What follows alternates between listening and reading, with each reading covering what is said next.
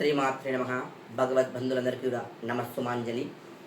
ఈరోజు నేను చెప్పబోయే పరిహారం ఏంటంటే కనుక, చాలామంది నెగటివ్ ఎనర్జీతోని బాధపడుతూ ఉన్నారు. నా దగ్గరకు వచ్చే భక్తులు కూడా చాలామంది అదే అంటూ ఉంటారు.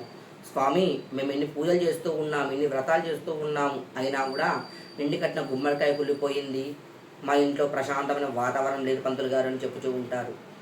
కాబట్టి మీరు ఏం చేస్తారంటే కనుక, పరిహారంగా మంగళవారం రోజున సూర్యుడు అస్తమించిన తర్వాత సాయంకాలం ఉన్నప్పుడు ఇంట్లో దీపం వెలిగించక ముందు గృహమంతా శుభ్రపరచుకున్న తర్వాత సున్నము పసుపు రెండు కలిపి నీళ్లు పోసారనుకో, ఎర్ర నీళ్ళు అవుతాయి.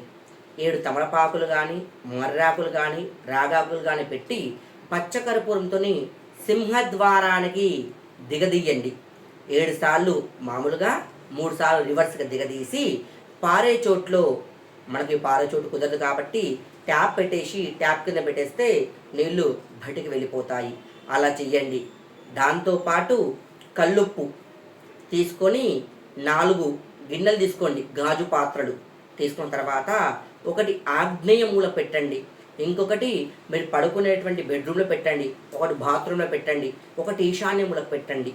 అవి ప్రతి నెల కూడా అమావాస్య తెల్లారి మార్చండి. మీ ఇంటి నందు నెగటివ్ ఎనర్జీ అంటూ ఉండదు. శ్రీమాత్రే నమః. నా ఛానల్ నచ్చితే కనుక సబ్స్క్రైబ్ చేయండి, లైక్ కొట్టండి, షేర్ చేయండి. నమస్సుమాంజలి.